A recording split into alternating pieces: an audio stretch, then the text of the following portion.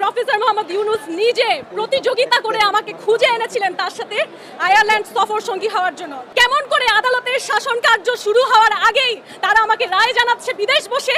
আমি ধিক্কার জানাই সেই বিচার ব্যবস্থায় যেখানে মিথ্যা বলা হয় আদালতে দাঁড়িয়ে। এখন পর্যন্ত আমাকে তারা মৃত্যুর হুমকি দেয়। তারা আমাকে বলে আমার সরকার নাকি সেই ব্যক্তি খুবই ভদ্র একজন মানুষ, ডিবির একজন পার্সন, তার সাথে আমার কথা হয়েছে।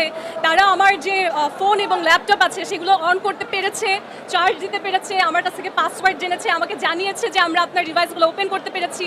অথচ আজকে আদালতে শুনলাম যে আমার দিক থেকে নাকি পাসওয়ার্ড চার্জার দেওয়া হয়নি। মানে এটা আসলে কেমন মিথ্যাচার। এবং আমি আমার ডিভাইস ফেরত চাই, আমি কেন দিব না পাসওয়ার্ড? আদালতে এসে শুনি পিপি বলছেন মেঘলা আলম।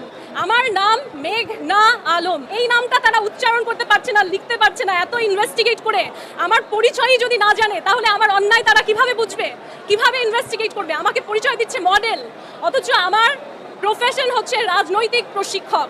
আমি শুধুমাত্র যে মিস বাংলাদেশ আর্ট 2020 সালে হয়েছি তাই নয়, গত 2 বছর ধরে আমি মিস আর্ট বাংলাদেশের ন্যাশনাল ডিরেক্টর। তো আমার এই পরিচয়টা গোপন করে আমাকে একটা মডেল হিসেবে উপস্থাপন করে যে বিচার ব্যবস্থা, তারা তো আসলে আমার সম্পর্কে কিছুই জানে না।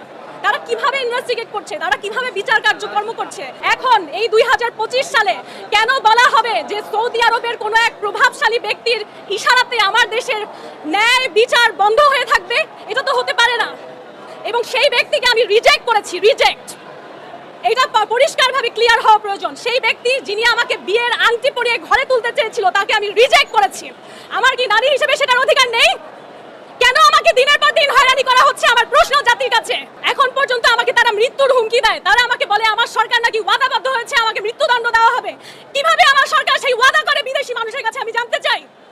এখন পর্যন্ত ইনভেস্টিগেশন রিপোর্ট আসেনি আদালতে। কেমন করে আদালতের শাসন কার্য শুরু হওয়ার আগেই তারা আমাকে রায় জানাচ্ছে বিদেশ বসে। বাংলাদেশের ভাবমূর্তির চক্রান্ত করে স্বৈরাচারের সময়ের কিছু মানুষ এখনো বিচার ব্যবস্থায় ঢুকে নষ্ট করছে। প্রফেসর মোহাম্মদ ইউনূস নিজে প্রতিযোগিতা করে আমাকে খুঁজে এনেছিলেন তার সাথে আয়ারল্যান্ড সফর সঙ্গী হওয়ার জন্য। সেই সময় প্রফেসর মোহাম্মদ ইউনূসের নিজের ভাইয়ের ছেলে আমাকে রেফার করেছিলেন। আমার যদি কোয়ালিটি না থাকতো, আমার যদি জ্ঞান না থাকতো, তাহলে 2014 সালে এই সুযোগ আমি নিশ্চয়ই পেতাম না। অথচ ইসার সাথে আমার দেখা হয়েছে এই যে ইন্টারিম গভর্নমেন্টের সময়। তাহলে তার কাছে পরিচিত হয়ে আমার আন্তর্জাতিক পরিচিতি খ্যাতি পাওয়ার কিছু নেই, বরঞ্চ তিনি তার জায়গায় বারবার করে একজন মিস বাংলাদেশ এসেছেন, একজন মিস বাংলাদেশ এসেছেন বলে নিজেকে জাহির করেছেন তার আন্তর্জাতিক মহলে। আমি ধিক্কার জানাই সেই বিচার ব্যবস্থায় যেখানে মিথ্যা বলা হয় আদালতে দাঁড়িয়ে। আপনারা অনেকবার বলেছেন যে আমি আল কুরআন কেন নিয়ে এসেছি। এই আল কুরআন সৌদি এম্বাসি আমাকে দিয়েছে। সৌদি এম্বাসি কখন একটা মানুষকে দাওয়াত দেয়, কখন তার হাতে আল কুরআন তুলে দেয়? যখন তাকে সেই মর্যাদা